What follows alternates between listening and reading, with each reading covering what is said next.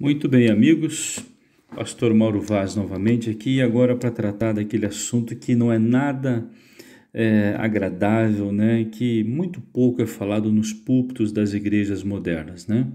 Que é o destino dos ímpios entre a morte e a ressurreição. Para onde irão os ímpios?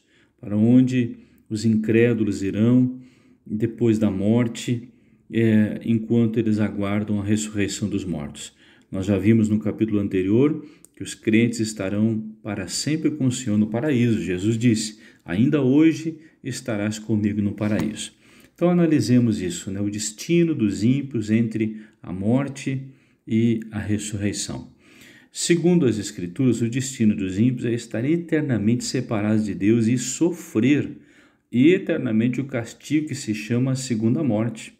A eterna separação de Deus, segundo uma parábola de Lucas 16, versículo 26, né? A parábola do Lázaro e do rico, né? Segundo essa parábola, devido à sua natureza tão aterradora, esse é um assunto que é muito pouco comentado atualmente, mas que nós precisamos saber. Afinal, morte, né? Para onde nós iremos? Para onde o crente vai? Para onde o incrédulo vai? Já gravei outras mensagens anteriores explicando o destino dos crentes, sobre a morte física, o destino dos ímpios, né? Estamos vendo agora o destino dos ímpios. Então vamos ver. Se a gente puder enumerar, né? Nós poderíamos fazer o seguinte, né? Por letras, né? Se é que é possível enumerar a parábola de Lucas 16, onde o Senhor Jesus traz um ensino bem claro da vida do além-túmulo, né? Jesus traz um ensino muito claro sobre a morte nessa parábola de Lucas 16, do versículo 19 até o 31. Então, enumerando assim, vamos colocar assim, a letra A. Ao morrer, o ímpio, que no caso da parábola é representado pelo rico, é importante dizer que ele não foi para o inferno porque era rico, e nem o mendigo foi para o céu porque era pobre. O rico foi para o inferno porque era orgulhoso, soberbo, né? E vivia regaladamente, sem estender a mão a ninguém. E o pobre foi para o céu, o mendigo, porque vivia sem murmurar, sem reclamar da sua sorte, né? E se consolava, diz a Bíblia, com os cães à sua volta. Então, ao morrer, diz aí, o ímpio, no caso o rico, achou-se no lugar de tormentos. Lucas 16, 23. Então, a Bíblia está mostrando que o destino do ímpio, do incrédulo, do arrogante, do que não se humilha diante de Deus, é um lugar de tormentos. Numa letra B, se você quiser assim enumerar, nós poderíamos ver também ali no mesmo versículo 23, que ele, no caso, o rico que foi para o lugar de tormentos, ele não estava dormindo. Diz a Bíblia que ele viu Lázaro, ele viu Abraão, né? Então, contraria aquela ideia das pessoas que dizem, não, vai ficar dormente, vai ficar dormindo, vai ficar num lugar de transe. Não, a Bíblia diz que no lugar de tormentos, no caso o inferno, ele estava de olhos bem abertos, ele viu Lázaro, ele viu Abraão. Também diz aí que o ímpio não estava mudo, ele podia falar normalmente. Ele falou com Abraão, ele disse, pai Abraão, né? Pede para o Lázaro molhar o dedo em água e me refrescar, porque eu estou aqui nesse calor, nesse tormento. Está lá no versículo 24 de Lucas 16, né? Numa letra D, se você quiser assim enumerando, a Bíblia também mostra que esse ímpio lá no inferno estava cônscio, ou seja, consciente da sua condição deplorável, e ele pediu misericórdia numa época tardia demais e a pessoa errada, né? Sabe aquela oração feita tarde demais, aquela oração, a pessoa vai adiando e adiando. Ele fez uma oração quando já era tarde demais. Não deixe ficar tarde para clamar a Deus, né? E ainda mais ele pediu a Abraão. Nós temos que pedir misericórdia para Jesus, nos voltarmos para Jesus, nos arrependermos e recebemos Cristo como Senhor e nosso Salvador. Esse é o único meio providenciado por Deus para que as pessoas sejam salvas deste mundo, do pecado, do tormento eterno, da desgraça eterna. Tá bom? Na sequência aí, a gente aprende essa parábola também, que ele procurou um lenitivo, procurou um alento, né, para o seu tormento que ele estava sentindo, e ele pede, olha, molha o dedo aí em água, já seria o suficiente para aliviar meu tormento. Está no versículo 24, mas a Bíblia diz que a resposta de Abraão, né, foi disso, olha, não é possível isso, né, quem está aqui passar para aí, nem quem está aí passar para cá. Então a Bíblia também ensina que a morte, né, eterna para quem está separado de Deus é definitiva. Essa história, o morto voltou, apareceu o espírito do morto, isso tudo é enganação. Meu pai que morreu, minha mãe que morreu, minha vozinha que morreu tem aparecido, tem me trazido mensagens do além. O espiritismo, né, se utiliza desse engano diabólico para iludir milhões de pessoas pelo mundo afora. A Bíblia deixa claro aqui que não há como os mortos voltarem, né, nem ressuscitarem. É um engano diabólico aquilo. A Bíblia também mostra aí que a situação do ímpio foi agora invertida, né?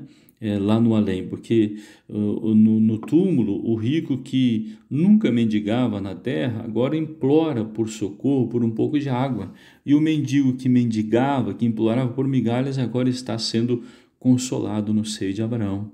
Também nos é dito aí numa letra G, se você está anotando, que Abraão lembra ao rico que a vida de um homem não consistia na abundância de seus bens que ele possuía, né? E ele achou que aqueles bens o salvariam. Muita gente hoje pensa, né, que a sua vida consiste nas suas riquezas, no seu dinheiro, e está redondamente enganado. A verdadeira vida, a verdadeira salvação está em recebermos Jesus como Senhor e Salvador, nos arrependermos dos nossos pecados, vivemos uma vida de fé em Cristo, uma vida humilde, uma vida de constante arrependimento. Essa é a verdadeira vida que Deus espera de nós e que nós precisamos vivê-lo, em nome de Jesus. Também está dito ali nessa parábola de Lucas 16, né, que foi dito àquele homem, né, aquele rico, como eu disse, ele não estava no inferno porque era rico, mas estava lá porque era arrogante, soberbo, e durante a sua vida nunca se arrependeu, né? Foi-lhe dito que aquela situação era irreversível, que é impossível sair dali. Estava no versículo 26, tem gente que tem essa ideia, não, pastor, mas a gente vai reencarnar, né? Ou como ensinam os católicos, né? Vai lá no purgatório, fica ali pagando por um tempo. Essas ideias são antibíblicas. Purgatório, reencarnação, não existem. São enganos religiosos, são enganos de Satanás para iludir as pessoas com uma falsa esperança. A sua vida é decidida aqui. As suas obras de fé feitas neste mundo, as suas obras de fé em Cristo Jesus é que vão definir a sua salvação, sua vida eterna com Jesus, ou a vida eterna separada de Deus, porque separado de Deus tem vida eterna também. Nós estamos vendo aqui que esse homem foi condenado ao lugar de tormentos, e lá ele estava vivo, estava consciente, ele falava, ele tinha sede, né? Mas uma vida totalmente atormentada. Por fim, a Bíblia diz aí, né, depois de Abraão lembrá-lo de que a situação era irreversível, a Bíblia mostra aí que o ímpio se lembrou de todos os seus irmãos, dos 5 irmãos, da sua família, e manifestou o desejo de que eles fossem advertidos para que evitassem semelhante condenação. Está no verso 27 e 28 de Lucas 16. Né? Mas já era tarde, não era possível mais fazer isso. Né? Ele lembrou da família, talvez em vida nunca tenha lembrado da família, nunca tenha se preocupado com a sua família. Né? Então, através deste ensino, minha gente, o Senhor Jesus afirma, né? Afirma que salvação só através dele. E também, através deste ensino, o Senhor Jesus elimina qualquer possibilidade da existência do purgatório ou da salvação após a morte. Você adquire essa salvação crendo em Jesus agora, né? Quem sabe neste momento que você está me ouvindo aí, você pode agora se arrepender dos seus pecados, entregar sua vida ao Senhor Jesus. Faça uma oração comigo agora, quem sabe.